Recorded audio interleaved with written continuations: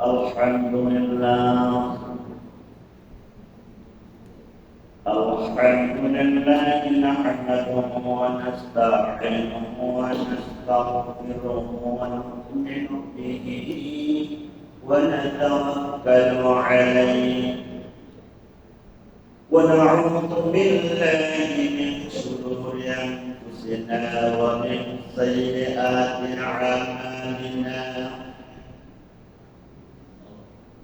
من يهده الله فلا مضل له ومن يضلله فلا هادي له ونشهد أن لا إله إلا الله وحده لا شريك له وأشهد أن سيدنا حبيبنا ومولانا محمدا عبده ورسوله الذي أرسله بالحق بشيرا ونذيرا وداعيا إلى الله بإذنه وسراجا منيرا فقد قال الله تعالى في كلامه المجيد وفرقانه الحميد أعوذ بالله من الشيطان الرجيم بسم الله الرحمن الرحيم إن الله وملائكته يصلون على النبي يا أيها الذين آمنوا صلوا عليه وسلموا تسليما اللهم صل على سيدنا مولانا محمد ولا آل سيدنا مولانا محمد اللهم صل على سيدنا مولانا محمد ولا آل سيدنا مولانا محمد أسماء من الملك الله تعالى يهدنا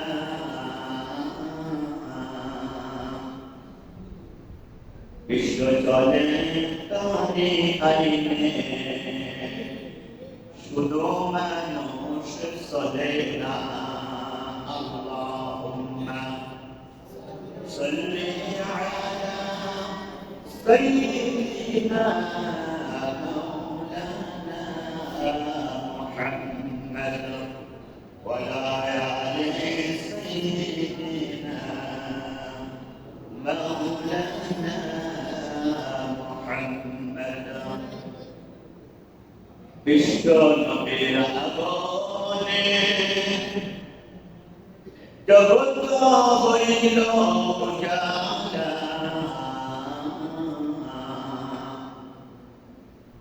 তারি নামে দরুদ পড়ে মিঠাও মনের প্রেম জ্বালা আল্লাহুম্মা সাল্লি আলা سيدنا مولانا محمد ولا آل سيدنا مولانا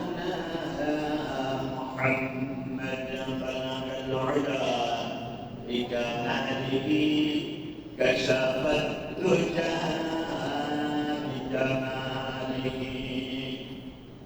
حسنت جميع خصاله صلوا عليه وآله سورة صف بداية حكمة لأمتنا قارئ قرآن باري أيدي لساني ومما بلغ العلا بكماله كشف الدجى بجماله حسنت جميع خصاله صلوا عليه وآله معزز محترم সম্মানিত উলামায়ে কিরাম উপস্থিত সম্মানিত মুসল্লিয়ানে কিরাম শ্রদ্ধাভাজন মুরব্বিয়ান ইজাম প্রাণপ্রিয় যুবক তরুণ ভাইয়েরা স্নেহের প্রতীক কাছে ছোট ভাইয়েরা পর্দার আড়ালের সম্মানিত মা ও বোনেরা আসসালামু আলাইকুম ওয়া রাহমাতুল্লাহি ওয়া বারাকাতুহু আল্লাহ সুবহানাহু ওয়া তাআলা দরবারে অসংখ্য কোটি শুকরিয়া আদায় করছি যে আল্লাহ রাব্বুল ইজ্জাত ওয়াল জালাল পবিত্র মাহে রবিউল আউয়াল মাসের চতুর্থ জুমায় অত্র এলাকার অসংখ্য মানুষ থেকে বাছাই করে হায়াত দিয়ে বাঁচিয়ে রেখে মনে রেখে দেওয়া শ্রেষ্ঠ নিয়ামত সুস্থ শরীর নিয়ে মনিবের মহানতম সালাতুল জুমআ আদায় করার জন্য যথা সময়ের মধ্যে মসজিদে এসে উপস্থিত হওয়ার তৌফিক দান করেছেন সেজন্য আল্লাহ সুবহানাহু ওয়া তাআলার দরবারে আমরা সকলে মহব্বতের সহিত শুকরিয়া আদায় করছি আলহামদুলিল্লাহ দুরূদ এবং সালাম প্রেরণ করছি মহান মানবতার মুক্তির দিশারে आपका नामदार ताजदार मदीना सय्यदुल मुरसलीन खातमुन नबिय्यीन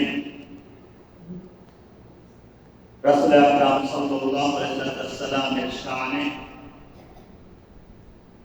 আত্মার মাগফিরাত কামনা করছি বিশ্বনবী মুহাম্মদ রাসূলুল্লাহ সাল্লাল্লাহু আলাইহি ওয়াসাল্লামের আদর্শকে দুনিয়াতে বাস্তবায়ন করতে গিয়ে যুগে যুগে যে সমস্ত মুসলমান তাদের জীবনের সবচেয়ে প্রিয় বস্তু জীবনটাকে আল্লাহ পাকের রাহে কুরবান করে দিয়েছেন আজকের জুমার শুরুতেই তাদের সকলের জন্য আল্লাহ পাকের দরবারে শাহাদাতের মর্যাদা কামনা করছি আমিন আর তার মাগফিরাত কামনা করছি মসজিদ প্রতিষ্ঠা হওয়ার পর থেকে এই পর্যন্ত মসজিদে যত মুসল্লি উপস্থিত হয়ে একমাত্র আল্লাহ তাআলাকে সিজদা করে আজকে দুনিয়া থেকে বিদায় নিয়ে বিভিন্ন জায়গার মধ্যে অসংখ্য মাটি কুটি অন্ধকার কবরে শুয়ে আছেন মসজিদের এলাকার যত মুসলমান বান্দা বান্দি দুনিয়া থেকে বিদায় নিয়েছেন আল্লাহ তাআলা সকলের কবরগুলিকে জান্নাতের বাগান বানিয়ে দিন আমিন সম্মানিত মুসলিম ইকরাম গত দিন জুমা থেকে আমরা আলোচনা করছিলাম বিশ্বনবী মুহাম্মদ রাসূলুল্লাহ সাল্লাল্লাহু আলাইহি ওয়াসাল্লামের সিরাতের কিছু অংশ বিশেষ বর্তমানে বলছিলাম আল্লাহ তাআলা প্রথম ওহী নাযিল করেছেন জ্ঞানের ওহী পড়ার ওহী সূরা আল-আলাকের 5টি আয়াত এই দাওয়াতের মিশন যখন সর্বকালের সর্বযুগের সর্বশ্রেষ্ঠ মহান মানব বিশ্বনবী মুহাম্মদ রাসূলুল্লাহ সাল্লাল্লাহু আলাইহি ওয়াসাল্লাম যখন শুরু করেছেন তখন থেকে শুরু হয়েছে হচ্ছে তার উপর অত্যাচার নির্যাতন। শুধু তাই নয়, এই পৃথিবীতে আল্লাহ তাআলা যত পয়গম্বরকে দুনিয়াতে পাঠিয়েছেন, বাবা আদম আলাইহিস সালাম থেকে শুরু করে হযরত ঈসা আলাইহিস সালাম পর্যন্ত সমস্ত রাসূলের দাওয়াত ছিল, প্রথম দাওয়াত ছিল তাওহীদের, দ্বিতীয় দাওয়াত ছিল রিসালাত। এবং সমস্ত রাসূলের এই দাওয়াতের বিরোধিতা তখন তাদের রাষ্ট্রীয় শক্তি তারা করেছে। মাত্র দুইজন নবী জন্মগ্রহণ করার আগেই, জন্মের আগেই তাদের বিরোধিতা শুরু করছে। কয়জন নবী? দুইজন নবীর জন্মের আগেই বিরোধিতা শুরু করছে। আল্লাহ তাআলা দুইজনের নাম কোরআনে কারিমে একসাথে এনেছেন, সুহুফি ইব্রাহিম ওয়া মূসা। সুহুফি ইব্রাহিম ওয়া মূসা। মূসা আলাইহিস সালামের জন্মের আগে সে ফেরাউন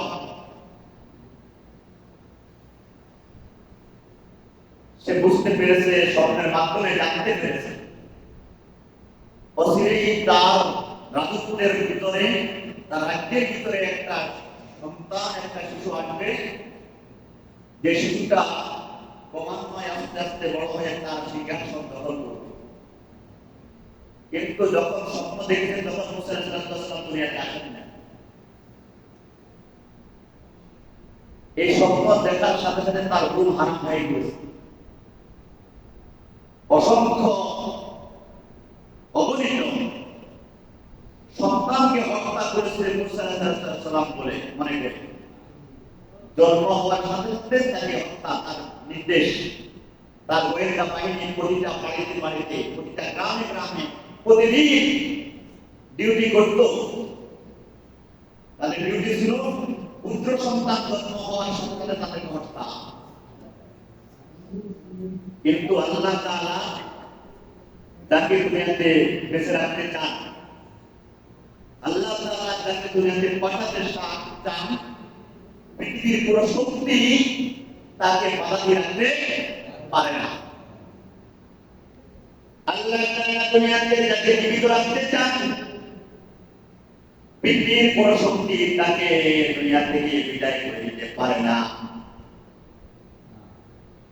আল্লাহ তাআলা সময় মোতাবেক যখন আল্লাহ তাআলা নির্দিষ্ট সময় হয়ে হলো, তখন আল্লাহ তাআলা ওই ফেরাউনের রাজত্বের ভিতরে মূসা আলাইহিস সালামকে পাঠালেন। শুধু পাঠালেন না, ফেরাউনের ঘরের মধ্যে মূসা আলাইহিস সালামকে লালন পালন করলেন। সুবহানাল্লাহ। কোথায়? মূসা আলাইহিস সালামকে তার ফেরাউন মূসা আলাইহিস সালামের শত্রু না বন্ধু? দুশমন না বন্ধু? দুশমন, চির দুশমন। শুধু দুশমন নয়, আর আল্লাহ তাআলা সেই তার ঘরের মধ্যে তার রাজকীয় পরিবেশে আল্লাহ তাআলা মূসা আলাইহিস সালামকে লালন পালন করে বড় করলেন। সুবহানাল্লাহ। সিদ্ধান্ত কার? আল্লাহ। আল্লাহ সিদ্ধান্ত। ওমা তারা আল্লাহ, আল্লাহু খায়রুল মাকিরিন। এরপরে বাবা ইব্রাহিম আলাইহিস সালাম, নমরুদ একই জায়গায় স্বপ্নের মাধ্যমে জানতে পেরেছে তার ঘরের মধ্যে, তার রাজত্বের মধ্যে একটা শিশু আসবে, যে শিশুটা তার রাজত্ব দখল করবে। কিন্তু আল্লাহ তাআলা ইব্রাহিম আলাইহিস সালামকে পাঠালেন তার একেবারে বডিগার্ড, তার নমরুদের বডিগার্ড। ইব্রাহিম আলাইহিস সালামের বাবা আদম একেবারে নমরুদের কি দেহরক্ষী, তার ঔরসের থেকেই আল্লাহ তাআলা বাবা ইব্রাহিম আলাইহিস সালামকে পাঠালেন। সুবহানাল্লাহ। ইব্রাহিম আলাইহিস সালামকে মনে করে নমরুদ অসংখ্য শিশুকে হত্যা করেছে। এই দুইজন নবী দুনিয়াতে আসার আগেই তাদের বিরোধিতা শুরু করছে, এবং প্রত্যেক নবী দাওয়াত ছিল, প্রথম দাওয়াত ছিল তাওহীদের দাওয়াত। কিসের দাওয়াত? তাওহীদের দাওয়াত, লা ইলাহা ইল্লাল্লাহ।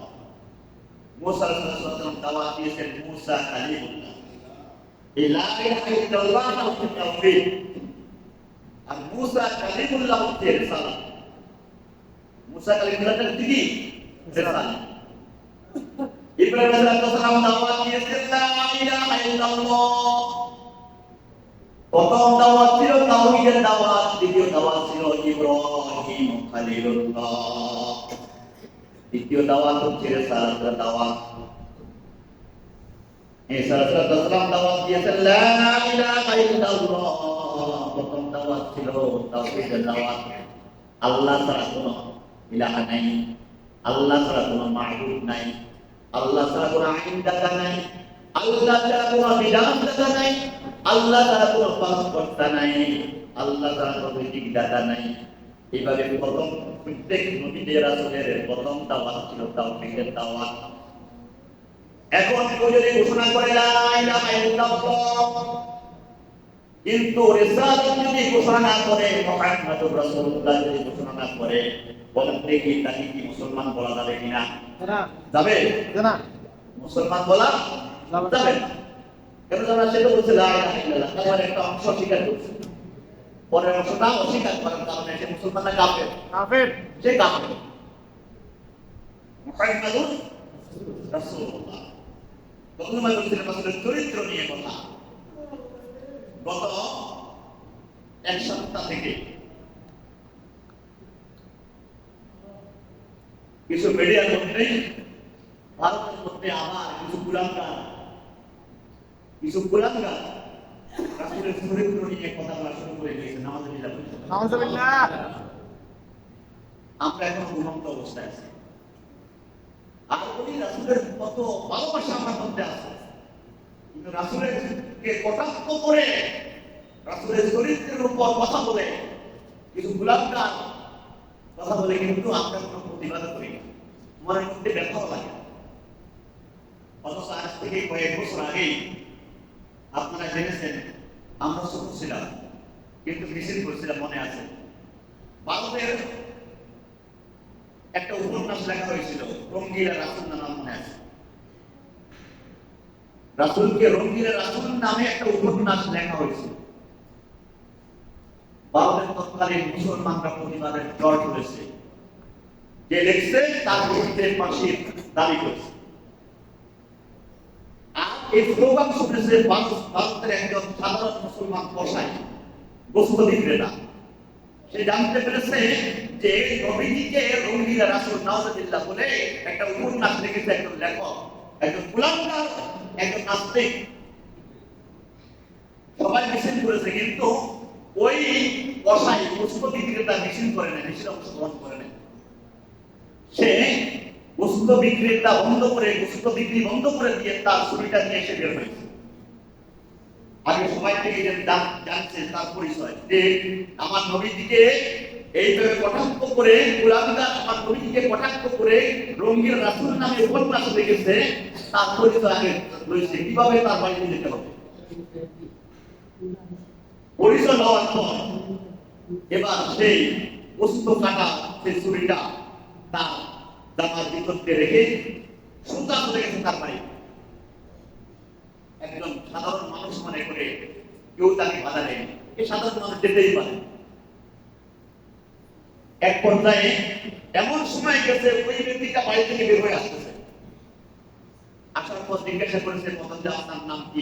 তার পরিচয় দেওয়ার সাথে সাথেই ওই গোস্ত বিক্রেতা চিনি বেড়েছে, এই কথাই তো আমরা শুনেছি, এই আমার নবীর দুশমন। এক সেকেন্ড দেরি করে নাই, সাথে সাথে সেই জামার ভিতর থেকে ছুরি দিয়ে এক আঘাতে দুনিয়া থেকে বিদায় করে জাহান্নামে পাঠিয়ে দিয়েছে। কে? একজন গোস্ত বিক্রেতা কসাই। তার দেশের আইন অনুযায়ী তার বিরুদ্ধে মামলা হয়েছে, তার বিরুদ্ধে কসাইয়ের বিরুদ্ধে মামলা হয়েছে, হত্যা মামলা। হত্যা মামলা হয়েছে কসাইয়ের বিরুদ্ধে। এক পর্যায়ে মামলার রায় যখন হবে,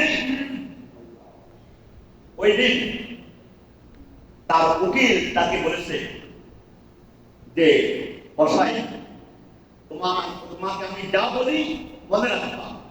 তোমাকে যখন বিচারক জিজ্ঞাসা করবে কাঠগড়া জানিয়ে তুমি কেন হত্যা করেছ, তখন তুমি বলবা যে আমি যখন তাকে হত্যা করেছি তখন আমার মস্তিষ্ক ঠিক ছিল না, আমার জ্ঞান ছিল না, কারণ আমার নবীর বিরুদ্ধে সে কথা বলেছে, নবীর চরিত্রের উপর উপন্যাস লেগেছে, যার কারণে আমি নিজেকে সহ্য করতে না পেরে আমি তাকে হত্যা করেছি। যখন জিজ্ঞাসা করবে তখন বলবা। দিন তারিখ অনুযায়ী ওই বিচারক আসামিকে হাজির করলো, তার পক্ষের উকিল বিপক্ষের উকিল দুজনে হাজির উপস্থিত। বা আসামের কাঠগড়া জানিয়ে তাকে জিজ্ঞাসা করা হয়েছে, বিচারক তাকে জিজ্ঞাসা করছে যে তুমি কেন তাকে হত্যা করেছ, তার অপরাধ কি ছিল? কারণ যদি কোনো অপরাধ করে থাকে এর ভিতরে তো আইন আছে, আদালত আছে, মামলা আছে। তুমি কি আইন আদালত না মেনে তুমি কেন তাকে হত্যা করেছো? এবারে আসামি বলছে, মহামান্য বিচারক, আমি কে তাকে হত্যা করেছি সুস্থ মস্তিষ্কে। সুবহানাল্লাহ। আমি তাকে হত্যা করেছি কিভাবে? সুস্থ মস্তিষ্কে। আমি তাকে হত্যা করেছি সজ্ঞানে। আমি তাকে হত্যা করেছি আমার কলিজার টুকরা বিশ্বনবী মুহাম্মদ রাসূলুল্লাহ সাল্লাল্লাহু আলাইহি ওয়াসাল্লামের চরিত্রের উপর আঘাত এনেছে, উপন্যাস লিখেছে। যার কারণে শুধু তাই নয়, শুধু সে নয়, যেই ভারতের ভূখণ্ডে যে ব্যক্তি আমার রাসূলের চরিত্রের উপর আঘাত করবে আমি তাকে ছাড়ব না, আমি তাকে হত্যা করব। আল্লাহু আকবার। একজন কসাই বিচারক আশ্চর্য হয়ে গিয়েছেন, তার পক্ষে উকিল কিছুক্ষণের মধ্যে তার ফাঁসির রায় হয়ে যাবে, হত্যার কারণে তার ফাঁসির রায় দিবে। তার পক্ষের উকিল তাকে ডাক দিয়ে বলেছে, তোমাকে আমি গতকাল রাতে কি শিখিয়ে দিয়েছি? সে বলছে যে মাননীয় অ্যাডভোকেট সাহেব, মাননীয় আইনজীবী, আপনি যা শিখিয়ে দিয়েছেন আপনার সব কিছু আমার মনে আছে, কিন্তু আমি যখন রাত্রিবেলায় ঘুমাইতে গিয়েছিলাম তখন বিশ্বনবী মুহাম্মদ রাসূলুল্লাহ সাল্লাল্লাহু আলাইহি ওয়াসাল্লাম আমার সাথে সাক্ষাৎ করেছেন। সুবহানাল্লাহ। আমি স্বপ্নের মাধ্যমে বিশ্বনবী মুহাম্মদ রাসূলুল্লাহ সাল্লাল্লাহু আলাইহি ওয়াসাল্লামকে দেখেছি। তিনি বলেছেন যে ও কসাই, ও পুস্তক বিক্রেতা, আগামীকালকে তোমার রায় হবে ফাঁসির রায়। তোমাকে যখন সত্য কথা যখন বলবা তুমি, তখন বিচারক তোমার বিরুদ্ধে ফাঁসি হুকুম কার্যকর করবে, ফাঁসির হুকুম দিবে। আর যখন ফাঁসি দিবে তখন তোমার ফাঁসি নয়, তোমার লাশ নেওয়ার জন্য আমি মুহাম্মদ রাসূলুল্লাহ সাল্লাল্লাহু আলাইহি ওয়াসাল্লাম তোমার পাশে অপেক্ষা করব। সুবহানাল্লাহ, সুবহানাল্লাহ। এই হচ্ছে বিশ্বনবী মুহাম্মদ রাসূলুল্লাহ সাল্লাল্লাহু আলাইহি ওয়াসাল্লামের ভালোবাসা। এই হচ্ছে ভালোবাসা। আমরা নবীকে ভালোবাসি। গোলামগার ভারতের দুইটা গোলামগার, একজন হচ্ছে ভারতীয় ধর্মগুরু বিজেপি নেতা, গত সপ্তাহে ভারতীয় ধর্মগুরু বিজেপি নেতা রাজগিরি মহারাজ নাম তার। আরেক গোলামগার হচ্ছে নীতিশ নারায়ণ রানে। এই দুই গোলামগার বিশ্বনবী মুহাম্মদ রাসূলুল্লাহ সাল্লাল্লাহু আলাইহি ওয়াসাল্লামের চরিত্রের উপর কথা বলেছে। আজকে সারা দেশব্যাপী, রাসূলের সারা পৃথিবীব্যাপী প্রতিবাদের জ্বর হচ্ছে।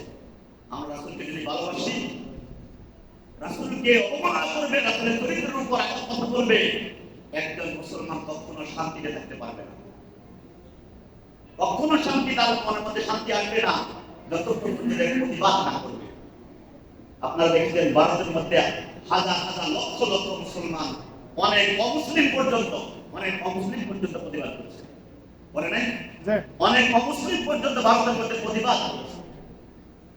এই জন্য যারা রাসূলের আদর্শে আদর্শিত হয়ে নিজের জীবনকে সাজাতে চায় তাদের সম্পর্কে মহান আল্লাহ তাআলা বলেছেন সূরা আল-কাসাসের আয়াত 5 নম্বর এবং 6 নম্বর আয়াতে বলেছেন, وَنُمَكِّنَ لَهُمْ فِي الْأَرْضِ وَنُرِيَ فِرْعَوْنَ وَهَامَانَ وَجُنُودَهُمَا مِنْهُمْ مَا كَانُوا يَحْذَرُونَ। আমি সংকল্প করেছিলাম, কে বলছেন? আল্লাহ বলছেন। আল্লাহ সংকল্প মানে কি? প্রতিজ্ঞা। সংকল্প মানে কি? প্রতিজ্ঞা। আল্লাহ বলেন আমি সংকল্প করেছিলাম যাদেরকে পৃথিবীতে লাঞ্ছিত করা হবে, যাদেরকে পৃথিবীতে লাঞ্ছিত করা হবে, তাদের প্রতিশ্রুতি, তাদের প্রতি আমি আল্লাহ অনুগ্রহ করব। সুবহানাল্লাহ। কি বলছেন? আল্লাহ বলছেন যাদেরকে পৃথিবীতে লাঞ্ছিত করা হবে তাদের প্রতি আমি আল্লাহ অনুগ্রহ করব। সুবহানাল্লাহ। আমরা এটা প্রমাণ মনে হয় আয়াত এই এখন নাজিল হয়েছে, এটা প্রমাণ আমরা পাইতেছি এখন। যেমন গত 15 বছর, 15.5 বছর, 16 বছর আমরা লাঞ্ছিত ছিলাম না, অবহেলিত ছিলাম না, আমরা নির্যাতিত হই নাই। আল্লাহ এখন আল্লাহ অনুগ্রহ করছে কিনা? আল্লাহ এখন অনুগ্রহ করছে কিনা? আল্লাহ বলছেন তাদেরকে আমি, তাদের প্রতি আমি অনুগ্রহ করব। সুবহানাল্লাহ। 2 নম্বর, লাহুম ফিল আরদ, তাদেরকে আমি নেতৃত্ব দান করব। সুবহানাল্লাহ। তাদেরকে কি করব? অনুগ্রহ করব, তাদের হাতে আমি নেতৃত্ব দান করব। সুবহানাল্লাহ। 3 নম্বর, ওয়াজুনুদাহুম মিনহুম মা কানু ইয়াহজারুন, তাদেরকে উত্তরাধিকারী করব, পৃথিবীতে তাদেরকে আমি কর্তৃত্ব দান করব এবং তাদের থেকে ফিরআউন, হামান ও তার সৈন্যদেরকে সবকিছু দেখিয়ে দেব যারা আশঙ্কা তারা করেছে। অর্থাৎ ফিরআউনের অনুসারীরা আল্লাহ দেখাই দিচ্ছেন, যারা ফিরআউন তো চলে গেছে মুসা আলাইহিস সালাম আমলে, কিন্তু ফিরআউনের অনুসারীরা কেমন পর্যন্ত থাকবে? নমরুদ চলে গেছে, নমরুদের অনুসারীরা কেমন পর্যন্ত কি থাকবে? তাদেরকে দেখিয়ে দিব। আল্লাহ বলছেন আমি তাদেরকে দেখিয়ে দিব। কাদেরকে? ফিরআউনের অনুসারীদেরকে, নমরুদের অনুসারীদেরকে আমি আল্লাহ দেখিয়ে দিব যে যারা লাঞ্ছিত, যাদেরকে তোমরা লাঞ্ছিত করেছো, যাদেরকে তোমরা অপমানিত করেছো, যাদের উপর তোমরা অত্যাচার করেছো, আমি আল্লাহ তাদের সম্মান বাড়াই দিব এবং আমি আল্লাহ তাদেরকে কর্তৃত্ব দান করব, তাদেরকে নেতৃত্ব দান করব। আজকে আমরা দেখতে পাই পৃথিবীর যে দেশের মধ্যে আজকে কোরআন এবং হাদিসের রাসূলের আদর্শের বিরুদ্ধে হয়, ওই দেশে আন্দোলনরত অবস্থায়, যারা আন্দোলনরত অবস্থা তাদেরকে উপর অত্যাচার নির্যাতন চলে, এক পর্যায়ে আল্লাহ পাকের সাহায্য সরাসরি চলে আসে। আল্লাহ পাকের সাহায্য কি সরাসরি চলে আসে। এজন্য আসুন আমরা আল্লাহ রাসূলকে ভালোবাসি। কেমন ভালোবাসবো? কিছু ভালোবাসবো আর কিছু অংশ ভালোবাসবো না। আল্লাহ রাসূলের চরিত্রের কিছু অংশ মানবো, কিছু অংশ মানবো না। তাই কিন্তু আল্লাহ বলছেন তাহলে আমি তোমাদেরকে সাহায্য করবো না এবং তাহলে তোমাদের ভালোবাসা পাবা না। তোমরা রাসূলের কিছু অংশ ভালোবাসো, তোমরা দাড়ি রাখো, তুমি মাথায় দাও, লম্বা জামা গায়ে দাও, এই ভালোবাসার কারণে তোমাদের মর্যাদা বাড়াবো, সবাই তোমাকে সালাম দিবে, তোমাকে সম্মান করবে, করবে না? সম্মান করবে। কিন্তু যখন রাসূলের একটি আদর্শের কথা সমাজের কাছে বলবা, যে আদর্শে রাসূল সারা পৃথিবীর মানুষদেরকে তাক লাগিয়ে দিয়েছেন, যে আদর্শ দিয়ে, সেই আদর্শ হচ্ছে মদিনার যুগে বিশ্বনবী মুহাম্মদ রাসূলুল্লাহ সাল্লাল্লাহু আলাইহি ওয়াসাল্লাম যখন মদিনার প্রেসিডেন্ট হয়েছেন তখন বলেছেন কি, কুলজাল হক ওয়া যাকাল বাতিল ইন্নাল বাতিলা কানা যাহুকা, সত্য আসছে, সত্য কি সত্য আসছে, মিথ্যা পদরিত হয়েছে। কিন্তু এর আগে 13 বছর আল্লাহ তাআলা, আল্লাহ রাসূল বিশ্বনবী মুহাম্মদ রাসূলুল্লাহ সাল্লাল্লাহু আলাইহি ওয়াসাল্লাম মক্কাতে ছিলেন, তখন মক্কার মধ্যে 360টি মূর্তি, তখন কি মক্কার মধ্যে 360টি কি মূর্তি ছিল। কিন্তু একটা মূর্তিকে, এই যে 13 বছর নবুয়তের জিন্দেগিতে একটা মূর্তিকে তিনি সরাইতে পারেন না। একটা মূর্তিকেও কি তিনি সরাইতে পারেন নাই। কেন পারেন নাই? রাষ্ট্রীয় ক্ষমতা তখন আসতে ছিল না। দেখেন না, গত 15 বছর সারা দেশে পুরা মূর্তির দেশ বানাইছে, মানে নাই কোটি কোটি টাকা জনগণের খরচ করেছে। কোন আলেম যদি এর বিরুদ্ধে বলে, বরঞ্চ কিছু প্রতিবাদ যখন যে সমস্ত আলেমরা করেছে তাদের বিরুদ্ধে জঙ্গি তহমত দিয়ে, জঙ্গি দোষারোপ করে তাদের বিরুদ্ধে মামলা দিয়ে তাদেরকে গ্রেফতার করা হয়েছে, হয় নাই? গ্রেফতার করা হয়েছে, জেলখানার মধ্যে বন্দী করা হয়েছে। তাদের মূর্তির বিরুদ্ধে কেন আলেমরা কথা বলেছে? আজকে সেই মূর্তি এক করাইতে সব শেষ, এক করাইতে কি সব শেষ, সব মূর্তি শেষ। তার মানে সত্য আসছে, সত্য কি সত্য আসছে। এই জন্য সেই মূর্তিগুলি যে শেষ করেছে, আমরা তো অনেকে খুশি, কিন্তু মূল কথা আমরা একটু চিন্তা করি। এই মূর্তিগুলো নির্মাণ করতে তার তৎকালীন সেই শেখ হাসিনা বাবার ঘর থেকে এই টাকাগুলো আনি, এই টাকাগুলো কার টাকা? আমাদের টাকা। দেশের টাকা, আপনার ট্যাক্সের টাকা, আমার ট্যাক্সের টাকা। কোটি কোটি টাকা এই মূর্তির পিছনে তারা খরচ করেছে। কিন্তু লাভটা হয়েছে কি? 15 বছর মেয়াদ, এক রাতে সব ব্যাংকে শেষ। এক পর্যায়ে ছোট বাচ্চাদেরকে মূর্তির মাথার উপর উঠাইয়া ওই বাচ্চারা তার পেশাব পর্যন্ত করেছে মূর্তির মাথার মধ্যে। আমরা দেখেন না?